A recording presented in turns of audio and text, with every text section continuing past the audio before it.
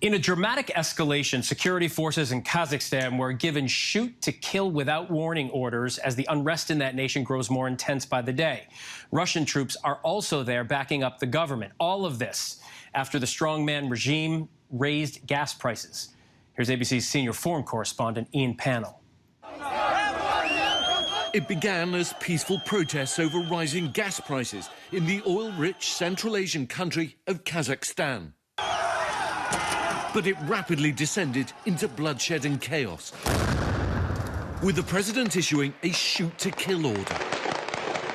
Dozens of protesters and many police have been killed, hundreds of others injured and thousands arrested.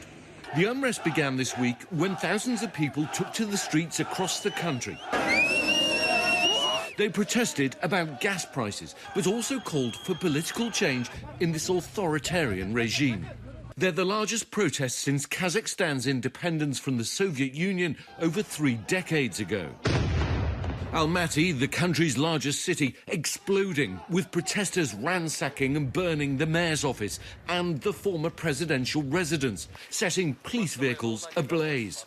Kazakhstan is the world's 9th largest oil producer and the 2nd largest centre in the world for Bitcoin mining, home to major mineral deposits. But the average annual income is barely above $800 a month.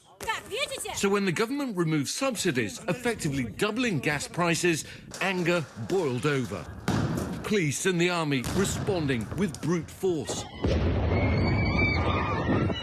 First, tear gas was deployed and stun grenades. A state of emergency was declared. The internet shut down. But it soon became far more violent. At night, when we hear explosions, I am scared. It hurts to know that young people are dying. I am a mother myself, and it hurts my heart a lot. Kazakhstan's been dominated by one man since it left the Soviet Union, Nursultan Nazarbayev, an ex-Communist Party boss who built a cult of personality. First as president, then self-styled father of the nation. But years of authoritarian rule, repression, corruption and the failure to share the nation's wealth with the people combined with economic strains caused by the pandemic. The gas price hike was the straw that broke the camel's back. The current president, appointed by Nazarbayev, sacked the government, halted the fuel increase and removed Nazarbayev himself from his role as head of the National Security Council. But still, the protests gathered pace. Now, Russian paratroopers have descended on Kazakhstan after the beleaguered president pleaded for help from the Kremlin and other ex-Soviet states. The last thing Putin, China and regional autocrats need is a revolution on their doorstep.